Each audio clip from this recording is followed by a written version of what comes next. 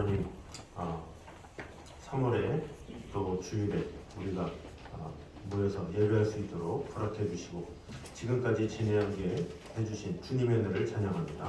오늘도 살아계신 하나님의 말씀을 통해서 우리의 심령이 더욱더 새로워지는 귀한 시간 될 수 있도록 주님 함께하여 주시옵소서. 예수님의 이름으로 기도드립니다. 아멘. 그 시간에 고백하는 마음으로 주님 사랑해요 우리 같이 찬양하겠습니다.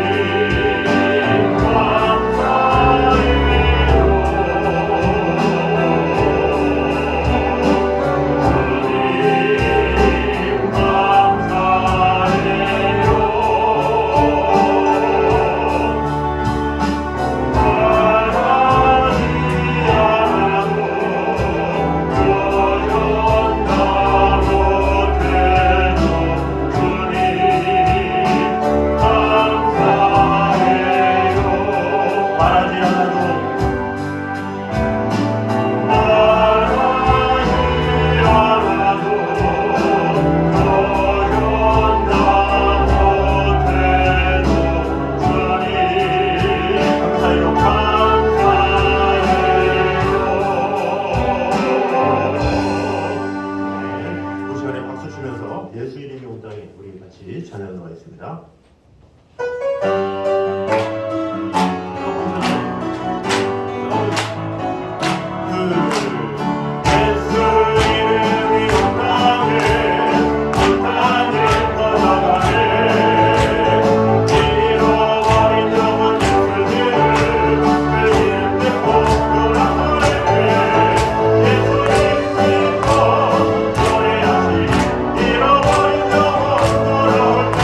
Yeah.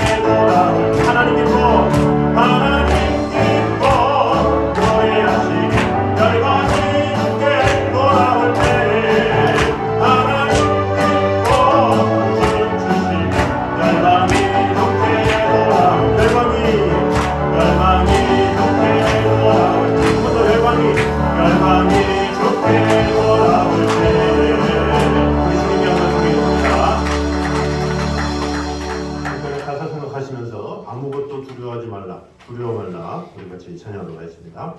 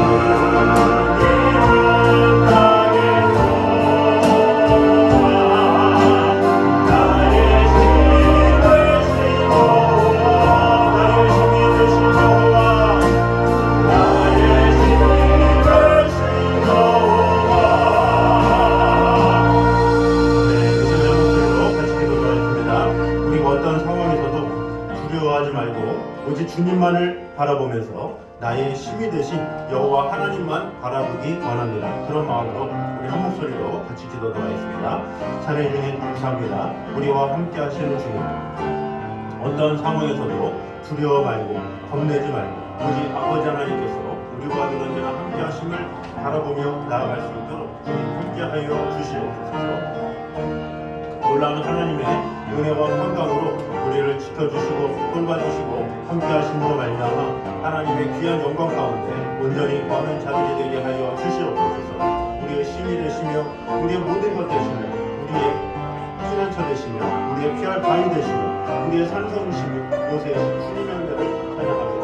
오늘도 살아계신 하나님의 은혜를 갈망하며 아버지 하나님의 그 사랑 안에 온전히 거하는 시간 될 수 있도록 주님 축복해 주시고 함께하여 주시옵소서.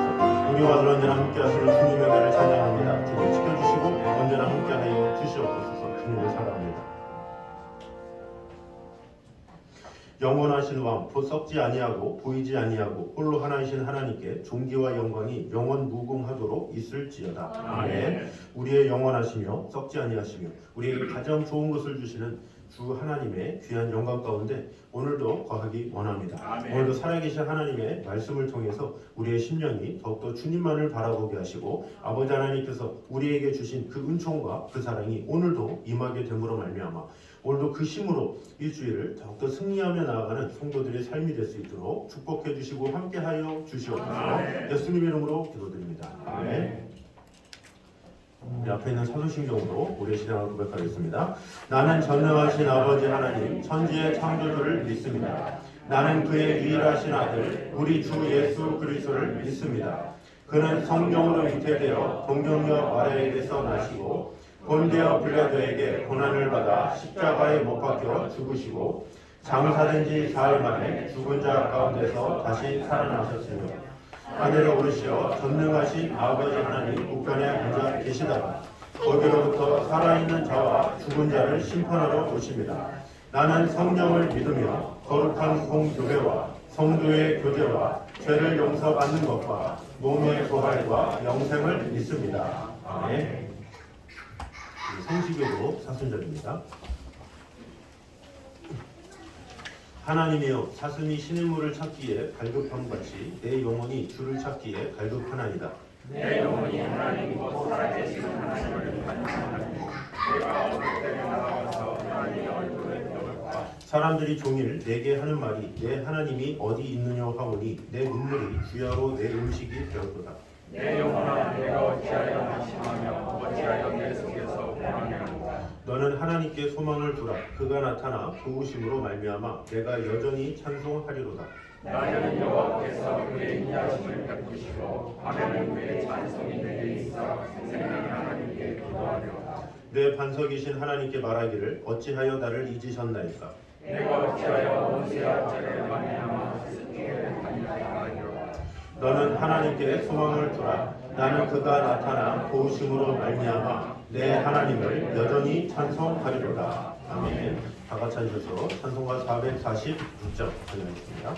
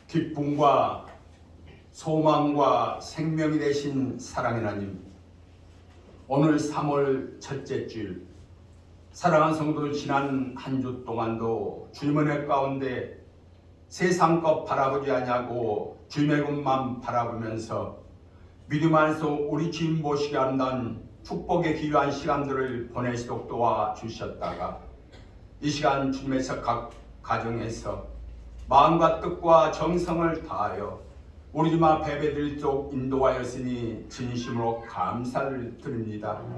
이 시간도 함께 예배는 공동체 귀한 생명들 새봄을 맞이하여 움츠렸던 가슴 활짝 펴고 온 마음 다해 주님 앞 예배드릴 때 주님의 신 귀한 말씀이 우리의 심령 깊은 곳에 임하여 주셔서 은혜의 시간, 기쁨의 시간, 성령 충만한 축복의 귀한 시간으로 인도하여 주시옵소서. 이 나라, 이 민족으로 주님 앞에 기도합니다.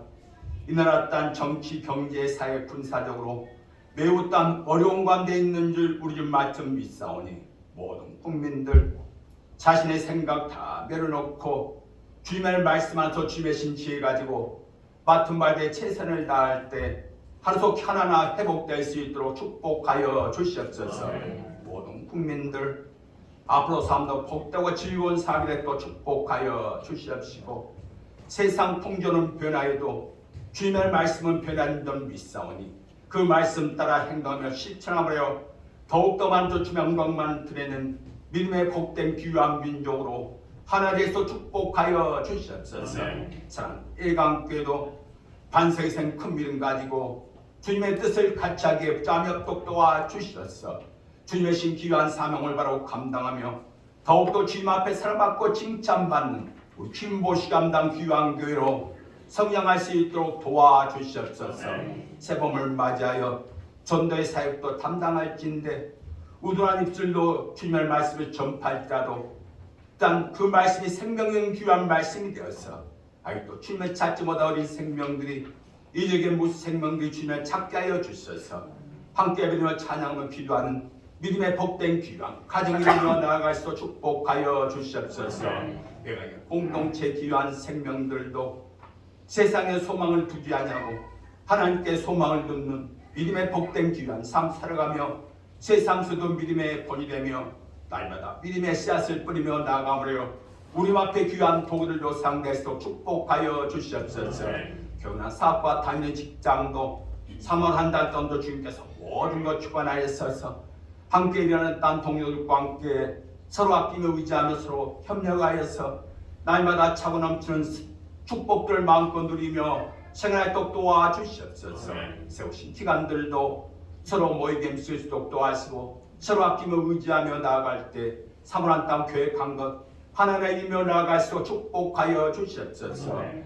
공동체 귀한 생명들도 마음의 눈을 활짝 열고 주님을 영접할 수 있는 믿음의 복된 귀한 가정이며 나아가게 붙잡며 또 도와주시옵시고 하루의 삶들이 주님의 가운데 복되고 즐거운 삶 되며 우리의 수로 필요한 응답받는 축복의 귀한 삶 3월 한 달 동안 마음껏 누리며 생활 꼭 도와주시옵소서. 사랑하는 자녀들 이제 세상 것 바라보지 않도록 도와주시고 그 마음속에 주님께서 임재하여 주셔서 오직 땅 더욱더 많은 영광만 드리며 어린 땅 그들의 계획한 것 하나님의 이며 나아가게 붙잡도록 축복하여 주시옵소서. 이 시간의 땅 상을 당한 땅 최선의 땅 권사님 체험의 땅 목사님 땅 기왕 가정 우리께서 기억하시고 함께하여 주시옵소서.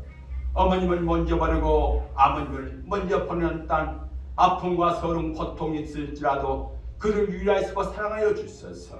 하루 믿음 안에서 모두를 극복하며 진리를 말씀하셔서 주님 앞에 잘했다 칭찬받는 우리 앞에 복되고 즐겁고 믿음의 사랑의 가정 이루며 나아가서 축복하여 주시옵소서. 장래 이제 모든 절차도 우리께서 주관하였어서 주님의 가운데 마칠 수 있도록 함께하여 주시옵소서. 이 시간의 땅 부르리라 찬양대 항상 이제 땅 주님 모시기 감당 귀한 삶 살아가며 주님의 땅 사랑받고 칭찬받는 믿음의 귀한 삶 살아갈 수 축복하여 주시옵소서. 또한 찬양할 때 항상 기쁨과 감사 넘치게 하여 주시옵소서. 이 시간도 마음과 뜻과 정성을 다하여 우리 주님 앞에 찬양할 때 찬양 받아 주시옵소서. 이 시간도 말씀을 증거하는 사랑하는 땅 목사님 사모한 땅도 주님의 가운데 기쁨과 감사를 챙구한 땅 그러한 삶 마음껏 누리며 생활 또 도와주시옵시고 교회관 일정 속에도 주님께서 주관하시고 세명까지 함께하였어서 다 이루어가는 승리의 삶이 되도록 축복하여 주시옵소서. 믿음을 같이 하는 공동체 필요한 생명들과 함께 서로 아끼며 서로 의지하며 서로 따른 사랑과 기쁨과 감사를 함께 나누며 늘 주님의 영광만 드리는 땅 그리만 갈 수 있도록 우리께서 함께하여 주시옵소서. 성령의 능력받아 주의 신 귀한 말씀 이스로 선포할 때 그 말씀이 힘있고 능력 있는 생명의 귀한 말씀이 될 수 없도록 하시고 우리의 땅 생애 지표가 될 수 있는 그러한 땅 축복의 말씀으로 함께하여 주시옵소서.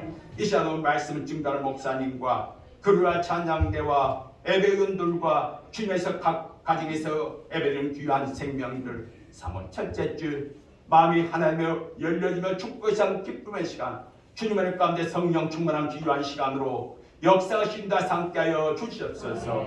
이 모든 말씀을 예수 그리스도 받들어 감사하게 올려옵나이다. 아멘.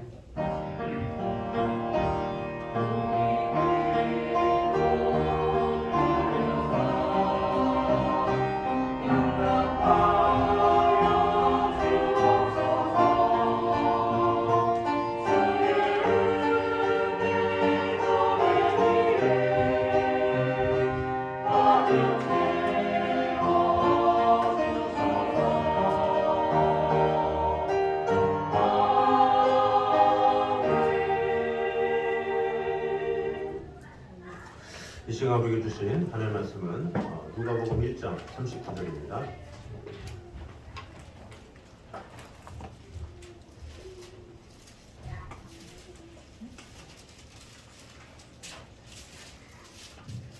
누가복음 1장 39절에서 56절까지 말씀입니다. 누가복음 1장 39절에서 56절까지 말씀입니다.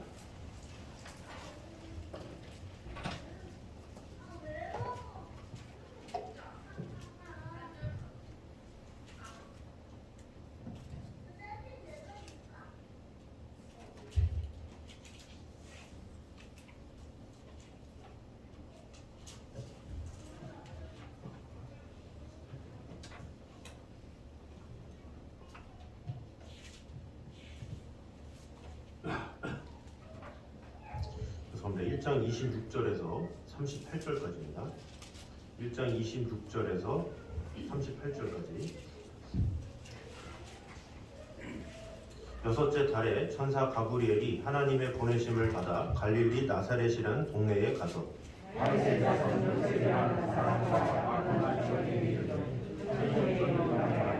그에게 들어가 이르되 은혜를 받은 자여 평안할지어다 주께서 너와 함께 하시도다 하니 천사가 이르되 마리아여 무서워하지 말라 내가 하나님께 은혜를 입었느니라. 그가 큰 자가 되고 지극히 높으신 이의 아들이라 일컬어질 것이요 주 하나님께서 그 조상 다윗의 왕위를 그에게 주시리니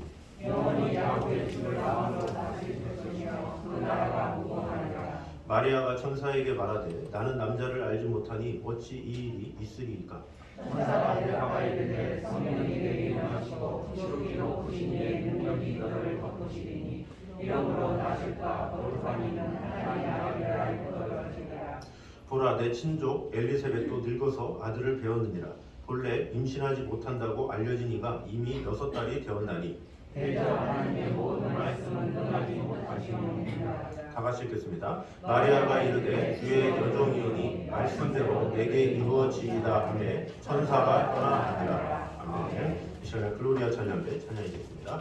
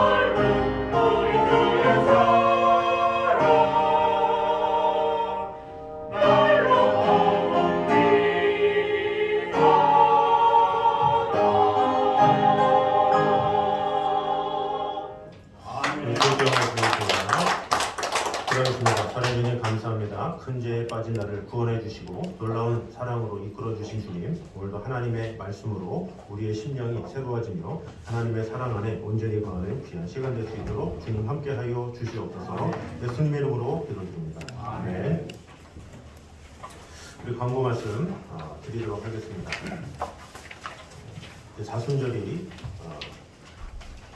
사순절 기간입니다. 주님의 십자가 사랑과 구원의 은혜를 묵상하는 기간이 되면 좋겠습니다. 이 사순절 동안에 뭔가 이렇게 막 금식하고 뭐 이렇게 경건하게 살려고 애를 쓰고 마음을 다하긴 하지만 또 하나님께서 가장 기뻐하시는 것은 영혼을 위해서 사는 겁니다. 영혼. 네. 그래서 주위의 영혼들을 돌아보는 게 사실은 주님의 마음에 합한 자로서의 모습입니다.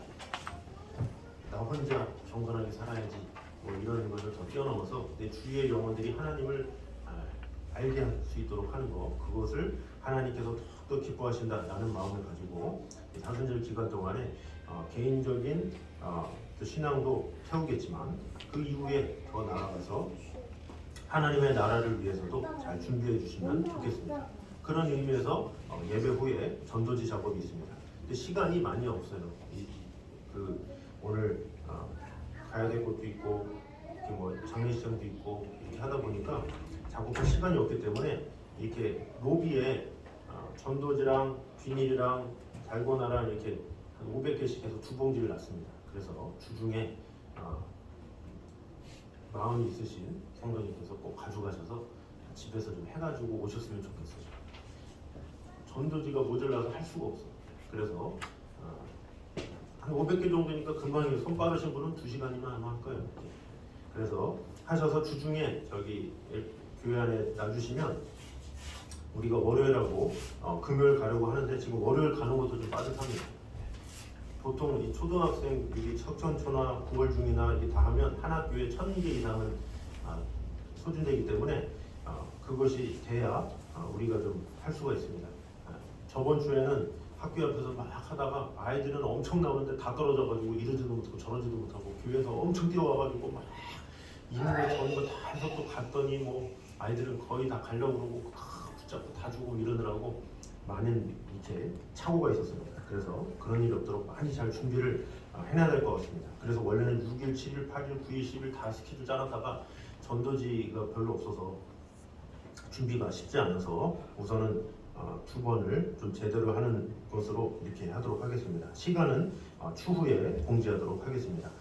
사실 이렇게 1000개, 10,000개를 돌려도 관계를 못 따라가요. 그래서 주위에 영혼들 중에 악기를 관심이 있는 학생이나 또 어른이나 이렇게 있으면 소개하셔서 이렇게 하시면 좋을 것 같아요. 저희가 선생님을 구하려고 얼마나 2달 동안 노력을 했나 몰라요.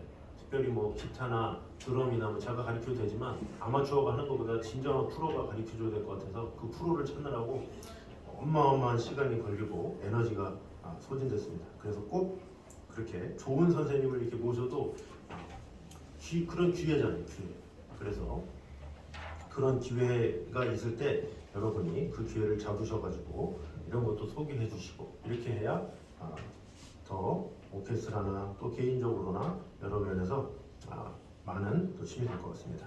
그래서 해주시면 감사하고 그 최순애 권사님 모친께서 소천하셔서 적십자병원에 장례식장에 예배가 마치면 바로 이제 출발하도록 하겠습니다.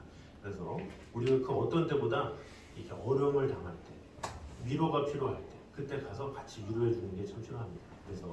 그래서 시간을 일부러 예배 끝나고 나서 바로기 때문에 그래서 같이 동참해 주셔서 같이 좀 위로가 되는 그런 시간이 되면 좋겠습니다.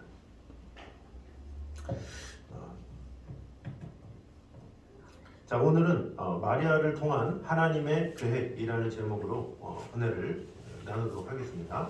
제가 본문이 좀 헷갈려서 죄송합니다. 제가 한 2주치를 항상 준비하는데 특별히 마리아의 찬가를 이번 주에 엄청 많이 들었어요. 바흐의 마리아의 찬가 많이 듣다 보니까 제가 좀 본문에 혼란이 있었습니다. 죄송합니다. 그래서 오늘은 1장 26절에서 38절까지의 내용을 나누도록 하겠습니다. 자, 오늘 본문은 마리아가 천사에게 나타나서 예수님 탄생을 예고하는 내용이 나옵니다. 근데 이 본문을 통해서 주시는 은혜를 나누기 전에 먼저 이런 질문을 가지고 시작을 해보도록 하겠습니다. 천주교는 이 마리아를 섬기잖아요. 보통 마리아를 우리는 안 섬깁니다. 하지만 되게 이렇게 마리아라는 상을 세우고 거기다가 이제 기도를 하고 그런 모습을 이제 볼 수가 있죠. 근데 그것을 뭐 섬기냐 안 섬기냐 뭐 하느냐 이걸 다 떠나서 그들은 왜 마리아를 섬기고 우리 기독교는 그런 마리아에 대해서 그냥 인간으로 보고 이렇게 하고 있죠. 자, 그러면 그것을 우리가 성경적으로 좀 풀자라는 거예요. 저는 항상 이렇게 타종교를 이렇게 비교할 때 어디를 비판하고자 하고 뭐 이런 것이 아니라 성경에서 말하고자 하는 것이 무엇이냐, 요거를 알려주는 것이 의도입니다. 그래서 그것을 알아서 이 하나님께서 원하시는 것이 무엇이고 성경에서는 무엇이라고 말하는가 이렇게 보면 좋을 것 같습니다. 우리가 다른 이렇게 종교를 가진 또 이런 사람들을 전도하려면 어떻게 해야 돼요? 그 종교를 비판해서 전도합니까? 그래서 되겠어. 우상에게 절하면 죽어. 뭐 이런 식으로 하면 되겠습니까? 아니잖아요. 칭찬해주고 참 신앙이 깊으시네요. 그러면서 말을 잘 들어주고 이렇게 복음을 알려주면 되지. 굳이 그거를 비판할 필요가 없는 거예요. 그래서 제가 이렇게 이야기하는 것도 비판하고자 하는 게 아니라 성경에서 말하고자 하는 것이 무엇인지를 알려주는 거죠. 그래서 성경을 제대로 알면 분별력이 생기는 이제 그런 의미에서 이제 한번 보도록 하겠습니다. 자, 마리아의 역할, 천주교에서 마리아의 역할은 마리아를 통해서 예수님께 기도를 드리는 것이다 이렇게 말을 합니다. 그러면서 우리가 예수님께로 바로 갈 수가 없기 때문에 마리아를 통해서 갑니다 이런 의미죠. 그 근거를 두고 하는 말씀이 오늘 본문의 말씀입니다. 28절 한번 같이 읽겠습니다. 시작. 그에게 들어가 이르되 은혜를 받는 자여 평안할지어다 주께서 너와 함께 하시도다니. 아멘. 자, 여기 보니까 그에게 들어가 이르되 은혜를 받은 자여 평안할지어다. 천사가 나타나서 이제 이 마리아한테 말한 거죠. 근데 그 은혜를 받은 자여 이것을 이 카톨릭에서는 어떻게 번역을 했느냐? 은혜가 충만한 자여 이렇게 말을 한 거죠. 그러니까 은혜를 받은 자여랑 은혜가 충만한 자여 이건 차이가 많아요. 자, 은혜가 충만한 자여는 뭐냐면 스스로 충만해진 자를 말해요. 그러니까 마리아가 사람인데 성경에는 뭐라고 그래요? 은혜를 받은 자여, 하나님께로부터 받은 자여 이렇게 해석이 돼야 되는데 이렇게 해석을 안 하고 은혜가 충만한 자여 이렇게 함으로 인해서 마리아 스스로가 충만함을 입은 사람처럼 신성화를 시켰다라는 거죠. 그런 해석 때문에 그들이 마리아를 섬긴다 이렇게 말을 합니다. 사실 아무리 사람이라도 의롭게 살면 은혜를 나눠줄 수 있는 자가 됩니까? 어떤 삶 가지고 그 사람이 의롭다 이렇게 말을 할 수는 없어요. 착하다 이 정도는 하겠죠. 저 사람 참 바로 저 사람 참 정직해 이런 말은 하겠지만 얼마나 정직해야, 얼마나 의로워야 다른 사람에게 은혜를 끼칠 수 있고 뭐 도움을 줄 수 있고 하겠습니까? 사람은 근본적으로 다 죄인이기 때문에 어떻게 할 수 없다라는 것이 성경에서 말하는 것이죠. 아무리 덕을 끼치고 좋은 선한 영향력을 줄 수 있지만 그 사람이 다른 사람을 구원할 수는 없다라는 것이죠. 그래서 마리아는 경배의 대상이 아니라 예수님이 하나님이시고 우리 인간들을 구원하시기 위해서 이 땅에 오신 그리스도라는 것을 확실하게 증거한 사람이다, 이렇게 보게 되는 거죠. 그래서 존경의 대상은 될 수 있죠. 존경을 할 수 있잖아요. 우리 누구도 어떤 사람을 존경할 수 있어요. 그러나 숭배해서는 안 된다라는 거죠. 그 이상은 아니다라는 것을 우리가 알아야 됩니다. 그래서 마리아 또한 하나님께 선택을 받은 것이지 어떤 신적인 능력이 있는 사람은 아니다, 이렇게 볼 수가 있습니다. 우리가 처음에 누가복음 처음에 외경하고 미경에 대해서 얘기를 했었죠. 그 얘기를 한 이유가 중간중간에 어떤 전승이 있어요. 사람들이 들려오는 전승. 그 전승의 대부분이 외경하고 미경에서 나오거든요. 근데 위경은 좀 위험해요. 위경은 너무 말도 안 되는 내용들이 많기 때문에 위경은 보통 참조를 안 하고 외경을 많이 쓰긴 해요. 근데 그 외경 중에 마리아 복음서하고 야고보의 최초 복음서가 있습니다. 제가 그 책을 봤습니다. 근데 그 책을 보니까 마리아가 어떻게 선택되었는지 기록을 해주고 있어요. 그러니까 외경은 성경의 배경으로 그냥 참조를 할 수 있는 책 정도예요. 그런데 그 책 중에 마리아 복음서와 야고보의 최초 복음서에 보면 마리아의 탄생 그리고 어떻게 생애가 이루어졌고 그게 짧게 이렇게 나와 있습니다. 그래서 이 두 책에 보니까 공통적인 내용이 있어요. 그러니까 같은 배경이라도 책 하나만 있다 그러면 좀 못 믿겠어요. 두 책이 다 공통적으로 이루어져야 좀 신빙성이 있다, 이렇게 보고 많은 학자들이 이렇게 보는데, 제가 실질적으로 이 두 책을 보니까 여기에 공통적으로 나온 게 뭐냐, 마리아가 3살 되는 정도의 이 성전에 봉헌되었다, 이렇게 기록되고 있어요. 이 사무엘이 어머니가 한나죠. 사무엘이 태어난 다음에 그 사무엘이 젖된 후에 엘리 제사장한테 맡기죠. 그런 것처럼 마리아가 3살 될 때 성전에 봉헌시켰다는 거죠. 그래서 마리아는 자신 스스로도 자라면서 나는 동정녀로 살 거야, 하나님 앞에 바친 여인으로 살 거야, 이런 다짐으로 성전에서 살았던 여인인 거죠. 그래서 성전에 있는 동안에 자신에게 부여된 이 역할인, 이 정말로 하나님 앞에 깨끗한 자로 드려지는 마음으로 종교 교육에, 신앙 교육에 힘썼다, 이렇게 기록이 나와 있습니다. 그래서 개인적으로 육신과 영혼을 모두 하나님께 바치기로 결심했다, 이런 구절들이 있어요. 그러니까 마리아는 아예 3살 때부터 바쳐져서 신앙적으로 내 몸은 하나님 겁니다, 나는 그냥 결혼도 안 하고 하나님의 영광을 위해서 살겠습니다, 이러면서 완전 다짐하면서 이제 들어간 거죠. 자, 그런데 대사제가 있어요. 그 당시 때 대사제가 이사야 11장에 계시를 받았다, 이런 내용이 나옵니다. 이사야 11장 한번 보도록 하겠습니다. 시작. 이새의 줄기에서 한 싹이 나며 그 뿌리에서 한 가지가 나서 결실할 것이요 그의 위에 여호와의 영, 곧 지혜와 총명의 영이요 모략과 재능의 영이요 지식과 여호와를 경외하는 영이 강림하시리니. 자, 이 말씀을 개인적으로 받은 거예요, 대사제가. 그러면서 이새의 줄기가 뭐예요? 다윗의 자손이잖아요. 이 다윗의 자손을 통해서 한 싹이 난다. 여호와의 영이, 경외하는 영이 강림하신다. 어떤 이런 것을 듣고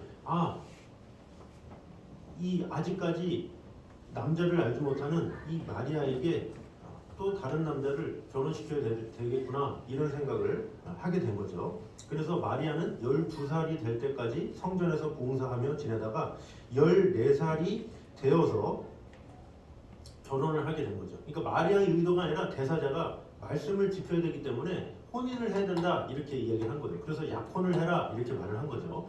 그래서 완전히 부부로서 이렇게 하는 것이 아니라 어떻게 보면 하나님의 말씀을 지키기 위해서 둘이 서약을 해야 된다, 이렇게 말을 해서 마리아는 전혀 생각도 없었고 할 이유도 없었고 생각도 없었는데 그 대사자의 그 말에 그 말을 듣고 하게 되었다라는 것이죠. 여기까지는 뭐 이단적인 내용이 아니죠. 참고용으로 다들 아는 이제 전승이라고 합니다. 자, 그런데 지금까지 이 기록을 보면 마리아는 그냥 거룩하게 성전에서 봉헌하던 여인이다, 이 정도로 볼 수가 있겠죠.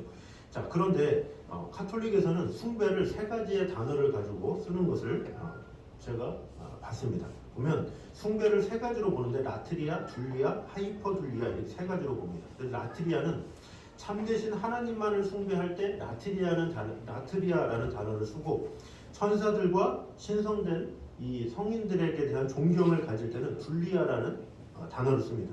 그리고 마리아에게만 바치는 특별한 경의는 하이퍼둘리아 이렇게 드는 거죠. 그러니까 숭배도 같은 숭배가 아니다라는 거죠. 단계가 있는데 마리아에게는 하이퍼둘리아라는 경의를 표한다 이렇게 말을 하고 있죠. 자, 이렇게 마리아에게 경의를 표하는 이유는 첫 번째가 뭐냐? 마리아가 다른 자녀가 없었다는 거죠. 예수님도 성령으로 잉태했고 그 다음 다른 자녀들이 없기 때문에 그는 우리가 숭배할 만한, 존경할 만한 여인이다 이렇게 말을 하는 것입니다. 근데 이것을 4세기의 전승에 따른다고 하는데 그 4세기의 전승을 제가 아무리 찾아봐도 찾아볼 수가 없었어요. 외경이든 위경에서 찾아봐도 없었어요. 마리아가 예수님 외에 다른 자식이 없었다라 이런 기록이 전혀 없었다라는 거죠. 뭐 어쨌든 여러 세기를 거치면서 마리아에 대한 경의는 이제 해가 갈수록 더해져 갔습니다. 그래서 이 마리아를 경외하는 것을 뛰어넘어서 경외하다 넘어서 나중에 숭배하기까지 이른 거예요. 그것의 시작이 언제냐? 1854년에 교황 피오 9세가 이것을 선언했어요. 무죄 상태의 수태교리. 이게 뭐냐? 마리아가 죄 없는 상태에서 수태했고 또한 죄 없는 삶을 살았다 이렇게 정의를 내린 거예요. 교황이. 자, 그 다음에 1950년에 교황 피오 12세가 승천교리를 만들었어요. 마리아의 몸과 영혼이 곧바로 승천했다. 죽은 게 아니라 승천했다 이렇게 말을 한 거죠. 그리고 19세기 말부터 시작해서 20세기에 이르기까지 몇몇 이 교황의 이 회칙들은 마리아를 다르게 지칭하기 시작했어요. 마리아 거기서 뛰어넘어서 시간이 지나서 중보자, 하나님과 인간 사이를 그리스도와 함께 중재하는 공동 중보자로 이렇게 정의를 내렸고, 또 그리스도의 구속 사역을 돕는 협력자인 구속자 이렇게 말하기도 했습니다. 교황들이 그렇게 했다라는 거예요. 그리고 1891년 교황 레오 13세가 이렇게 말했습니다. 그 누구도 아들로 말미암지 않고는 아버지께로 갈 수 없듯이 성모로 말미암지 않고는 그리스도께로 갈 수 없다 이렇게 정의를 내렸어요. 그 정의를 내려서 오늘날의 카톨릭이 바로 그 마리아를 이 교황의 말대로 그대로 알고 경의를 표할 뿐만 아니라 숭배를 하는 것까지 이르게 되었다라는 것입니다. 자, 그런데 결국 이 선언은 유일한 중보자이신 예수님의 역할을 애매하게 만들었죠. 자, 그러면 아까도 언급했지만 성경에서 뭐라고 말합니까? 자, 디모데전서 2장 5절 읽어보겠습니다. 시작. 하나님은 한 분이시여 또 하나님과 사람 사이의 중보자도 한 분이시니 곧 사람이신 그리스도 예수라. 아멘. 하나님은 한 분이시요 또 하나님과 사람 사이의 중보자도 한 분이시니 명확하게 나오죠. 성경이 중보자도 한 분이시니 곧 사람이신 그리스도 예수라. 카톨릭에서 뭐라고 그래요? 그리스도 예수뿐만 아니라 마리아도 있다 이렇게 교황이 얘기를 했었죠. 자, 그리고 마리아가 다른 자녀를 낳지 않았다 이런 것을 왜 전승에 따른다는데 왜 전승을 따를까요? 성경을 따라야죠. 자, 성경에 마태복음 13장 55절입니다. 시작. 이는 그곳에 아니냐? 그 어머니는 마리아, 그 형제들은 야고보, 요셉, 시몬, 유다라 하지 않느냐? 자, 목수의 아들이 아니냐 하면서 예수님의 동생들이 나오죠. 야고보, 요셉, 시몬, 유다 4명의 동생들이 있었다라는 거죠. 그러니까 예수님은 5형제예요. 독자가 아니라 5형제 중에 첫째가 예수님이고 그 밑에 형제가 야고보, 요한, 요셉, 시몬, 유다다 이렇게 말을 하는 것이죠. 자, 그럼에도 왜 교황들이 말을 하면 그대로 교리가 되는가 이것에 의문을 가질 수 있죠. 왜 그렇습니까? 카톨릭은 성경의 권위하고 교황의 권위하고 같기 때문입니다. 이것이 되게 중요한 부분입니다. 이전에도 언급했지만 신부가 무슨 뜻이라고 했어요? 하늘의 아버지 이런 뜻이라고 했죠. 우리가 신부님 이렇게 말하는 것은 하늘의 아버지 거의 하나님 수준으로 이렇게 숭배 수준이라고 했잖아요. 근데 신부의 그 위가 교황이면 하늘의 아버지의 아버지거든요. 그러니까 보통 수준이 아닙니다. 하나님보다 더 높은 수준이 어떻게 보면 교황인 거죠. 이 카톨릭의 입장에서는. 자, 그래서 아까도 말했지만 이 그들에게 디모데전서 아까 2장 5절을 얘기하거나 이렇게 말을 하면 뭐라고 합니까? 그냥 해, 그냥 지켜. 왜? 교황이 말했으니까. 우리 교황님이 말했기 때문에 지켜. 이렇게 됩니다. 까라면 까. 그냥 믿어. 그냥 이런 거예요. 왜? 교황의 권위가 그만큼 크기 때문에 그냥 교황이 말하면 그냥 교리인 거예요. 그러니까 우리는 이해가 안 가잖아요. 왜? 우리는 성경만이 참 진리고 그 성경을 통해서 우리가 구원이라는 것을 이제 채취해서 그 안에 은혜를 누리고 그러는데 거기는 성경의 권위와 교황의 권위가 같아요. 그래서 거기는 그냥 교황이 말하면 그냥 법인 거예요. 아무리 성경 가지고 이거 이렇지 않습니까? 까라니까 교황이 그러셨어. 하라는 대로 해. 그냥 그런 거예요. 그러니까 그냥 그들은 아예 개념 자체가 성경의 권위와 교회의 권위가 똑같기 때문에 그냥 그대로 믿는 거예요. 어쩔 수 없는 거죠. 그 권위대로 그냥 그대로 가는 겁니다. 그래서 보통 교황이 한국에 온다 그럼 난리가 나죠. 왜?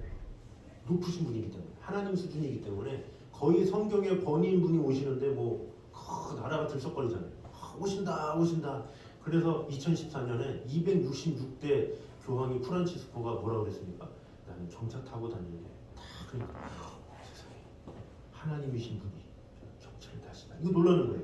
그럼 그냥 우리의 그냥 높은 사장님이나 회장님이 그러면 저분도 저렇게 하시나 이 정도지만 거의 동격인 분이 경차 탄다 그러니까 얼마나 대단한 거. 그러니까 그 가톨릭 입장에서는 있을 수 없는 일을 이렇게 한 거죠. 자, 그런 입장이에요. 그래서 우리가 그것을 분명히 알아야 돼요. 그래서 이 가톨릭에서는 마리아 숭배에 대해서나 이런 것은 교황이 지정했기 때문에 그 교황의 권위와 성경의 권위가 똑같기 때문에 할 수 있다. 그것이 통한다. 그래서 그들에게 성경을 얘기해봤자 안 된다라는 거죠. 왜? 교황의 권위가 있기 때문에. 그러나 우리는 그게 없잖아요. 우리는 오직 성경만이 최고의 권위인 거예요. 성경을 통해서 우리는 예수님을 알고 그 예수님의 구속 사역을 성경의 그 말씀을 통해서 알아가게 되는 것이죠. 그래서 우리는 맞는데 거기는 틀리다 이렇게 접근하라는 것이 아니라 성경이 무엇을 말하고 또 우리는 어떻게 믿어야 하는가 그것을 이제 보려고 합니다. 자, 그래서 오늘 우리에게 주신 두 가지 은혜만 한번 나눠보도록 하겠습니다. 자, 첫 번째입니다. 시작. 진정한 은혜는 그리스도의 고난에 동참하는 것이다. 자, 28절은 천사 가브리엘이 마리아에게 하나님의 은혜를 입은 사실을 구하는 내용이 나와 있습니다. 그리고 29절에는 마리아가 천사의 말을 듣고 놀라면서 그 말의 뜻이 무엇인지 이제 생각을 했죠. 근데 사가랴처럼 두려워하고 놀라기만 한 것이 아니라 천사의 이 전한 것이 무엇인지 의미를 살폈죠. 대담하고 신중한 성품을 가진 것을 볼 수가 있어요. 그러니까 사가랴는 그냥 놀라고 끝났는데 마리아는 깊이 생각합니다. 여러분이 나중에 그 요한복음이나 이런 데 보면 예수님이 뭐 하거나 이럴 때마다 어머니는 깊이 생각하더라 이런 단어가 나오거든요. 그러니까 이 여인이 사실은 되게 비상한 여인인 것을 이제 볼 수가 있어요. 자, 그런데 이 은혜를 입었다 그러는데 은혜는 다른 말로 카리스 이렇게 말을 하죠. 그리스 말로 카리스라고 합니다. 이것은 무엇이냐? 하나님께서 사람에게 좋은 것을 선물한다 이런 뜻입니다. 자, 그래서 천사가 마리아에게 은혜를 받은 자다 이렇게 말한 것은 그녀가 그리스의 모친으로 하나님께 선택이 되었다 이런 뜻이죠. 얼마나 영광스러운 은혜겠습니까? 근데 우리가 이 은혜에 대해서 생각을 해볼 필요가 있다는 거죠. 믿음이 없으면 그것이 영광이 될 수가 없어요. 하나님께 선택됐다? 너를 통해서 메시아가 태어난다? 이것이 믿음이 없는 입장에서는 그게 영광된 일이 아닌데 믿음이 생기면 생길수록 선택받은 것에 대한 감격은 더 깊어져요. 그러니까 하나님의 음성을 듣고 하나님께 선택받았다는 것은 어때요? 이 믿음의 사람들에게는 영광이에요. 말할 수 없는 기쁨, 견딜 수 없는. 근데 믿음이 없는 사람한테는 그게 뭐 하나님이 날 왜 선택해? 뭐 그분이 어떠신데? 뭐 이런 식으로 가는 거죠. 근데 마리아는 뭐예요?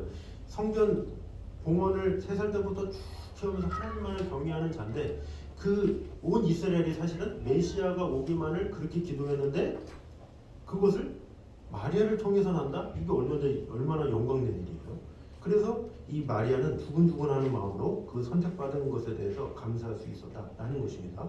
그래서 이 마리아가 선택을 받아서 메시아를 잉태하고 출산하는 일은 생각하기조차 어려운 엄청난 축복이다 이렇게 볼 수가 있는 것이죠.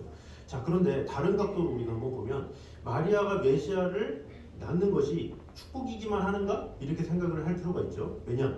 다른 사람이 겪지 못할 고통을 겪어야 되기 때문에 그렇죠. 자, 먼저 마리아가 메시아를 품음으로, 예수님을 품음으로 겪게 된 고통이 뭐겠습니까? 첫 번째는 이 정혼한 처녀가 정혼한 남자와 이 관계를 맺지 않은 상태에서 아이를 갖는 거예요. 그럼 그 당시 때 풍속이 어때요? 결혼도 안 했는데 아이가 있다? 말도 안 되잖아요. 그럼 사람들이 그 당시 때는 돌로 던졌어요. 돌로. 길에서 지나가면 저 여자가 막 그러면서 막 아기 던져 애를 낳게 그러면서 그냥 바로 돌을 던져요. 뭐 변명이나 할 시간이 없어. 여러분 잠깐만요, 할 시간이 없어. 그냥 무조건 돌 던지는 거예요. 그러니까 다니려면 밤늦게 다니든지, 아마 여기 엘리사벳의 집에 나중에 가겠지만 그때도 요셉이 미리 가서 이렇게 마리아를 보호해서 데리고 가야 되는 그런 상황인 거예요. 그런 것을 겪어야 돼. 축복을 받았다고는 하지만 그런 수모를 겪어야 돼. 이 사람이라는 게 얼마나 그게 스트레스예요. 자기가 하지도 않았는데 누명을 받고 그것을 몇 개월을 하면서 그 나이도 어린 14살의 마리아가 그것을 겪는다라는 것은 엄청난 고난이라고 볼 수가 있죠. 두 번째는 보니까 이 예수님이 장성했기 때문에 이제 떠나야 돼. 공생의 사역을 떠나야 돼. 그럼 얼마나 그것도 가슴이 아파요. 뭐 그냥 멀리 잠깐 갔다가 오고 이런 게 아니라 아예 그냥 떠나서 자신의 아들이 아예 계속 떨어져 있다. 이만큼 슬픔이 없다라는 거죠. 근데 거기다가 어떻게 됩니까? 예수님이 33살에 십자가 달려 죽으시죠. 그 젊은 예수님의 그 젊은 시절 그때 예수님을 떠나보내야만 했다라는 거죠. 어떻게 보면 그게 축복이라고 볼 수가 있습니까? 어머니 입장에서는 엄청 슬픈 거예요. 메시아가 나온 것까지는 좋은데 그것으로 인해서 사람들한테 모욕당하고 여러 가지 눈욕도 쉬고 거기다가 아들은 떠나야 되고 그 아들이 십자가 달려 죽어야 되고 얼마나 큰 고통이겠습니까? 자, 그래서 우리가 이것을 통해서 하나님께서 우리에게 베풀어 주시는 은혜의 실상을 우리가 분명히 알아야 된다라는 것이죠. 우리가 보통 하나님께 은혜를 받았다, 복을 받았다 그러면 뭐예요? 사업이 잘 되는 거, 그죠? 건강 주시고, 뭐 물질 축복 주시고, 세상의 권세와 영예를 받고, 뭐 이런 것을 축복이라고 생각하잖아요. 그러나 진정한 축복은 뭐냐? 진정한 은혜의 의미가 뭐냐? 그리스도의 고난에 참여하는 것, 그것이 진정한 은혜다라는 것이죠. 그래서 하나님이 나로 하여금 주님과 그 나라를 위해서 희생하게끔 해주시는 것, 그것이 참된 은혜다라는 거죠. 그 은혜를 우리가 받고 하나님의 사람이 된다는 건 대가가 지불되는 거예요. 나의 시간과 에너지가 하나님의 뜻을 위해요. 하나님의 영광을 위해요. 그러나 그것이 기쁜 것, 그것이 즐거운 거예요. 하나님 앞에 나의 모든 것을 드리는 것만으로 내 마음이 기쁘고 즐거워하는 것, 그것이 진정으로 은혜를 받은 사람이죠.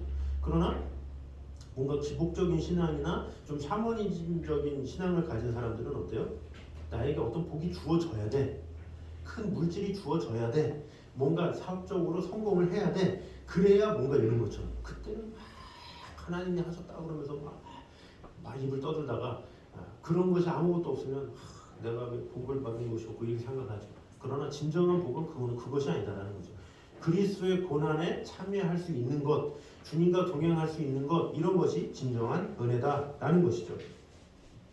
자, 그래서 이 사도 바울도 사도로 부르심을 받은 다음에 어떻게 됩니까? 사도로 부르심을 받기 전에는 되게 공부도 많이 했고 사람들한테 많은 존경을 받았겠죠. 그런데 오히려 예수님을 믿고 난 다음에 엄청 매맞고 쫓겨나고 막 모욕당하고 혼나고 그런 삶을 살았다라는 거죠.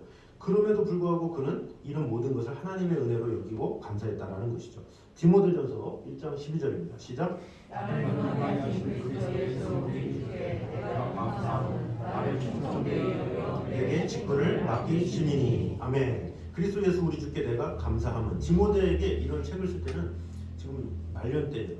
바울이 고난당할 거 다 당하고 돌팔매 맞을 거 다 맞고 그런 상황에서도 나를 충성되게 여겨서 내게 직분을 맡기시니 이것을 영광되게 여겼다라는 거죠. 주님의 자녀라는 그 직분으로 인해서 내게 비록 고통이 있고 어려움이 있고 아픔이 있고 슬픔이 있을 수 있지만 그러나 하나님께서 나를 택하셨다는 그 한 가지, 나는 그것이 감격이 됩니다. 이런 고백이라고 볼 수가 있죠.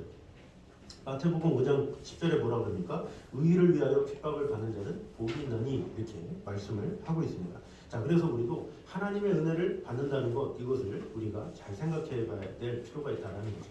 겉으로 보이는 재물, 겉으로 보이는 성공 뭐 이런 것이 있어야 은혜를 받았다 이것이 아니라 그리스도의 고난에 동참할 수 있다는 것, 하나님께서 나를 택하셨다는 것, 하나님의 사람으로 쓰임을 받을 수 있다는 것, 그것 자체가 진정한 영광이다라는 것을 꼭 깨달음으로 말미암아 우리가 주를 위해서 이 고난 당하는 것, 오히려 그것이 은혜 중에 은혜다라는 것을 꼭 깨달음으로 말미암아 그 은혜를 사모하며 강구하는 성숙한 우리 성도들이 되시길 주님의 이름으로 축원합니다. 자, 마지막 두 번째 읽어보겠습니다. 시작. 주님은 인간의 두려움을 제거하려고 오셨다 했습니다. 자, 30절에 보면 예수님 그리스도의 수태를 예고하기 위해서 가브리엘 천사가 마리아에게 이렇게 말합니다. 30절 읽어보겠습니다. 시작.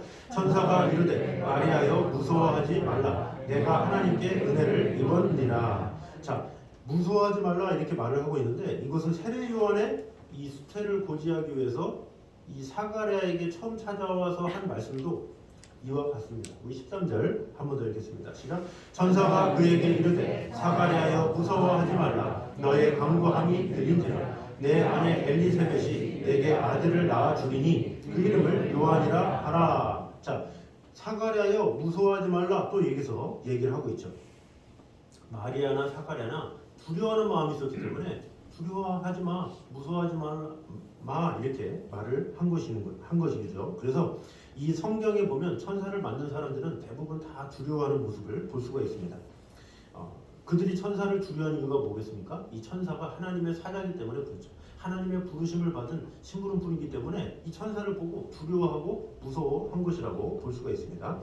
이것을 달리 말하면 무엇을 볼 수 있습니까? 이 사람에게는 이 하나님을 두려워하는 본성이 있어요. 인간은 하나님에 의해서 지음을 받았음에도 불구하고 하나님을 두려워하고 그분을 멀리하려는 성향이 있어요. 이 사람은 그래요. 창세기 3장 10절 보겠습니다. 시작.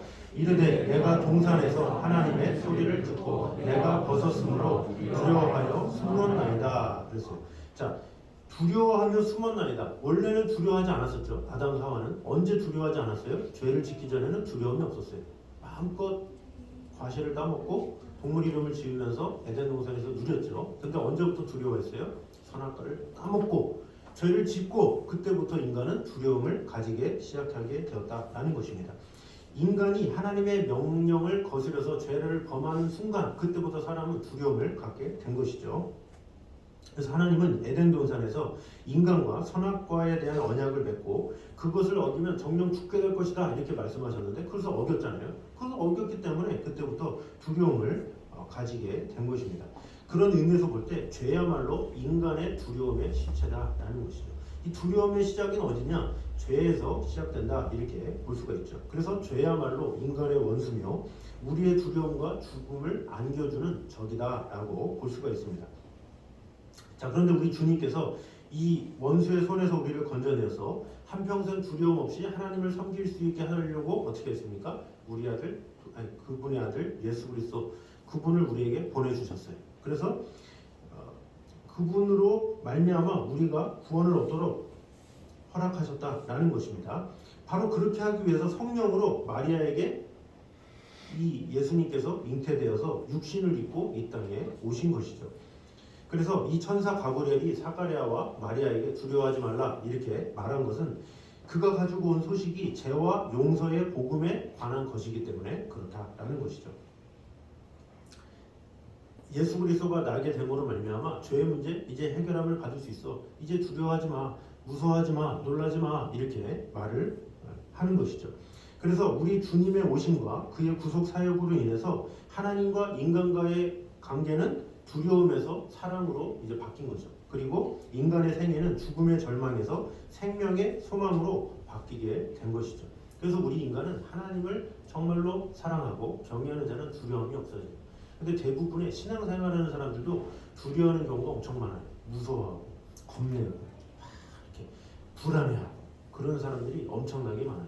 뭐 예수님을 모르는 사람들은 뭐 더할 나위 없죠. 보통 학생들 어릴 때는 뭘 두려워합니까? 미래에 대한 두려움. 내가 커서 뭐가 되지? 이래서 될까? 뭐 공부 이렇게 해서 될까? 뭐 이런저런 그런 미래에 대한 두려움이 있죠. 어른이 되면 두려움이 없습니까? 어른이 돼도 두려움이 있는 거예요. 내가 죽으면 어떡하지? 뭐 죽음에 대한 두려움부터 시작해서 우리 가정을 어떻게 이끌지? 뭐 가정에 대한 두려움부터 시작해서 그 두려움은 계속 있어요. 그 두려움이 두려움을 낳고 두려움이 두려움을 낳다가 어떻게 돼요? 그것이 뭐 우울증까지 가고 그것 때문에 괴로워하고 그래서 사람들이 막 술을 마시고 막 그러면서 이렇게 막 위로를 얻으려고 하는 것이죠. 근데 이런 두려움을 없애기 위해서 그 방법이 뭐겠습니까? 구호 외치면 됩니까? 아니요. 두려움 없애야 돼. 내 생각을 버려야 돼. 두려움 없애야 돼. 막 이렇게 노력한다고 되는 게 아니에요. 두려움을 없앤다는 것은 인간의 힘으로 될 수 없는 그런 것이다라는 거죠. 내가 구호를 외치고 생각을 바꾼다고 죄가 사라지는 게 아니에요.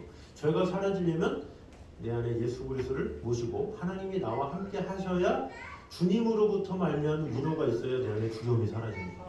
그러니까 내가 신앙생활 하는데 두려움이 있다? 그럼 생각을 해봐야 돼. 내가 교회를 열심히 다니는데 상당히 두려워한다? 그러면 생각을 해봐야 돼. 그럼 어떻게 해야 돼요? 요가를 배워야 돼요? 뭔가를 배워가지고 풀어야 돼? 뭐 신선한 바람 쐬면서 좋은 생각을 해야 풀립니까? 아니에요. 예수님을 내가 진짜 모시고 있는지 한번 생각해 볼 필요가 있다는 거죠. 하나님 안에 있는 자는 두려움이 없어요. 하나님께서 이사야 40장을 통해서 뭐라 그럽니까? 두려워 말라. 내가 너와 함께 함이니라. 놀라지 말라. 나는 너의 하나님이 됨이니라. 내가 너를 굳세게 하리라. 참으로 너를 도와주리라. 참으로 나의 의로운 오른손으로 너를 붙들리라. 말씀하시잖아요. 그러니까 주님께서 그렇게 말씀하셨기 때문에 주님 안에 있으면 두려움이 없는 거예요. 근데 내가 주님 안에 없기 때문에 두려워하는 거예요. 그러니까 두려울 때 어떻게 해야 돼요? 아, 내가 주님 안에 없구나 이걸 생각하고 주님을 찾아야지 세상을 찾거나 전화해가지고 외로워 우리 차 한잔 할까 막 그러면서 사람을 찾고 이래서는 안 된다라는 거예요. 오직 주님만이 우리의 두려움을 해결해 주실 수 있는 분이다. 이것을 믿고 어떤 상황에서도 우리의 두려움을 해결해 줄 수 있는 분이 하나님이시다라는 것을 알고 말씀을 쫓아서 하나님 안에 참된 위로를 얻어요. 그 위로가 참된 위로가 되어서 나를 힘있게 하는 것이지 물론 사람을 만나면 위로도 돼요. 도움도 받죠. 뭐 그것이 뭐 전혀 아니다 이런 건 아니지만 그것은 그때뿐이 나가는 거죠. 그때만 좀 누구를 만나서 좀 위로는 되겠죠. 좀 마음은 편하겠죠. 그러나 진정한 위로는 어디서 나오느냐?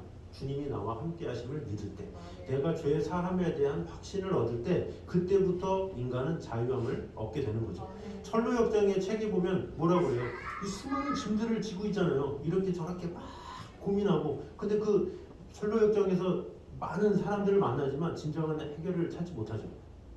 그러나 주님을 만나고 나서 모든 짐을 벗어버리고 참 자유함을 얻는 것을 볼 수가 있습니다. 그래서 우리도 이 세상을 사는 동안에 늘 두려울 수밖에 없어요. 사람은 하루에도 수십 가지 두려움과 무서움과 그런 절망으로 살아가요. 근데 그 모든 것의 해결은 어디서 나오느냐? 누구를 만난다고 되는 것도 아니요. 어디를 찾아가서 되는 것도 아니요. 일확천금을 벌어서 되는 것도 아니요. 오히려 인간은 욕심이 더하기 때문에 무엇인가 얻으면 되겠다 하지만 더 많은 것을 얻고 싶고 어떤 성공을 얻으면 더 큰 성공을 얻고 싶고 더 많은 갈급함만 될 뿐이지 만족이 될 수 없는 거예요.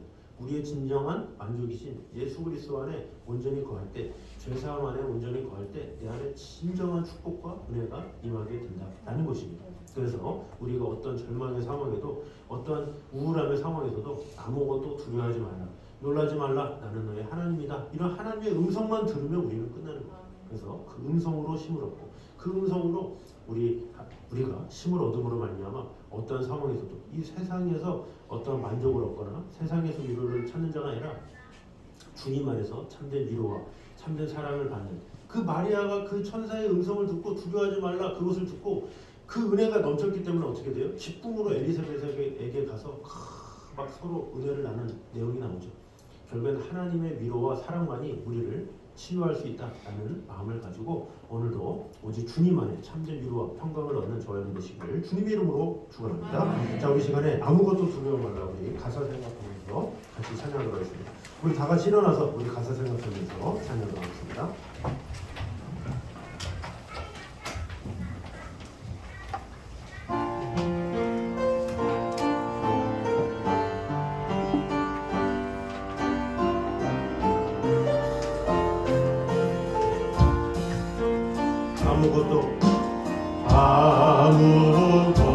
아무것도 두려워 말라. 주 나의 하나님이 지켜주시네.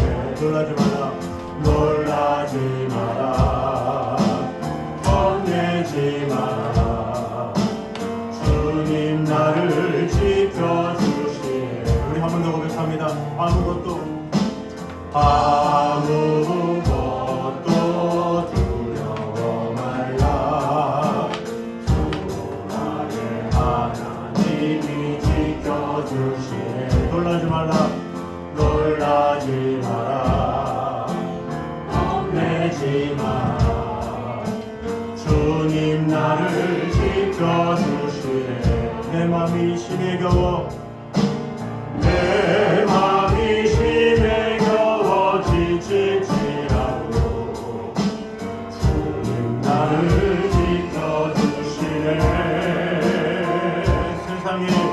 세상에 험한 풍파 몰아칠 때도 주님 나를 지켜주시네. 주님은 나의 산성, 주님은 나의 요새, 주님은 나의 소망, 나의 힘 되신 여호와. 우리 한 번 더. 내 마음이 심에 겨워 내 마음이 심에 겨워 지칠지 주님 나를 지켜주시네. 나를 지켜주시네.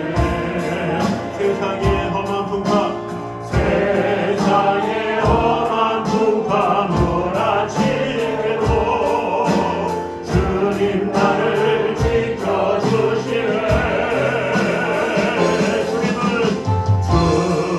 주님은 나의 산성, 주님은 나의 요새, 주님은 나의 소망, 나의 힘이 되신 우리와 같이 저는 고백합니다. 주님은 나의 산성, 주님은 나의 산성, 주님은 나의 요새, 주님은 나의 소망, 나의 힘이 되신 여호와. 나의 힘이 되신 나의 힘이 되신 여호와. 우리 시간에 한 목소리로 같이 기도를 하겠습니다. 우리 같이 기도할 때 은혜를 받는다는 것, 그것이 무엇인지를 다시 한번 생각하는 시간이 되면 좋겠습니다. 우리가 은혜를 받는다고 하는 것은 우리에게 꼭 물질적인 복이 임하고 성공이 임하고 그것이 아니라 주를 위해서 고난을 당할 수 있다는 것, 또 그리스도의 고난에 참여할 수 있다는 것, 또 주님께서 나를 택하셨다는 것, 나를 부르셨다는 것, 그것이 진정한 복임을 깨닫게 하여 주셔서 참된 복된 자로서 주님 앞에 쓰임을 받는 자가 되게 하여 주시옵소서. 기도했으면 좋겠습니다. 두 번째로 우리가 가지고 있는 두려움, 걱정, 근심, 염려, 무서워함 이런 모든 것은 다 죄로부터 말미암은 것임을 오늘 보게 되었습니다. 우리 모두가 오직 하나님께 가까이 감으로 말미암아 주님 안에서만이 두려움에서 해방될 수 있다는 믿음 가지고 주님 나와 함께 하여 주시옵소서. 내 손을 잡아주시고 나를 위로하여 주시옵소서. 그러므로 모든 두려움에서 해방되는 그런 자가 되기 원합니다. 이런 기도를 다 같이 드리도록 하겠습니다. 기도하겠습니다. 자녀들이 감사합니다. 우리와 함께 하시는 주님, 지켜주시는 주님, 돌봐주시는 주님, 정말 이 세상을 살아가는 동안에 정말 우리는 많은 복을 원하고 많은 행복을 원하고 많은 축복을 원합니다. 그러나 진정한 복이 무엇이겠습니까? 바로 그리스도의 고난에 참여하는 것임을 오늘 보게 되었습니다. 아버지 하나님과 동행하며 아버지 하나님의 사랑 안에 거하는 것이 진정한 복임을 오늘 보게 되었습니다. 주님 축복해 주시고 함께하여 주시옵소서.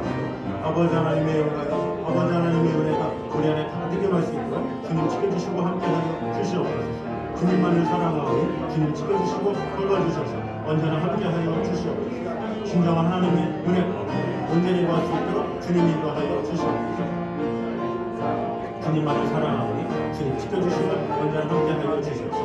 또 우리가 이 세상을 살아가는 동안에 많은 두려움으로 살아가는 것이지만 주님께서 위로해 주시고 함께하여 주시옵소서. 오직 주님 안에 참된 위로를 받으며 주님 안에 참된 사랑 안에 온전히 거하는 자들이 될 수 있도록 축복해 주시고 함께하여 주시옵소서. 주님만을 사랑하오니 주님 지켜주시고 함께하여 주시옵소서. 아버지 하나님의 영광이 아버지 하나님의 은혜가 아버지 아버지 하나님의 사랑이 우리 안에 가득 넘칠 수 있도록 주님 지켜주시고 함께하여 주시옵소서. 주님만을 사랑합니다. 주님 지켜주시고 함께하여 주시옵소서.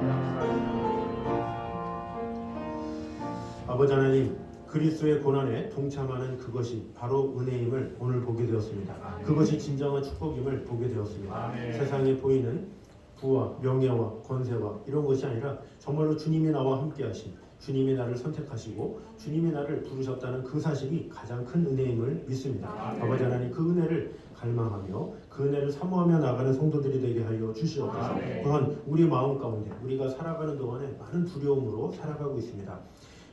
학생들이라면 장래에 대한 두려움이 있을 수 있고, 또 우리가 여러 가지 인생에 대한 두려움을 가질 수가 있습니다. 또 모든 성도라면 또 죽음 후에 또 삶에 대한 두려움, 또 현재 상황의 물질적인 어려움, 많은 두려움, 그것으로 인해서 걱정하고 근심하고 괴로울 때가 많이 있습니다. 그러나 이럴 때마다 우리가 어떻게 해야 되겠습니까? 어떤 사람을 찾아가는 것도 아니요, 어떤 곳에 가는 것도 아니요, 오직 주님으로부터 말미암는 그 참된 위로를 얻기 원합니다. 주님께서 두려워 말라 하셨습니다.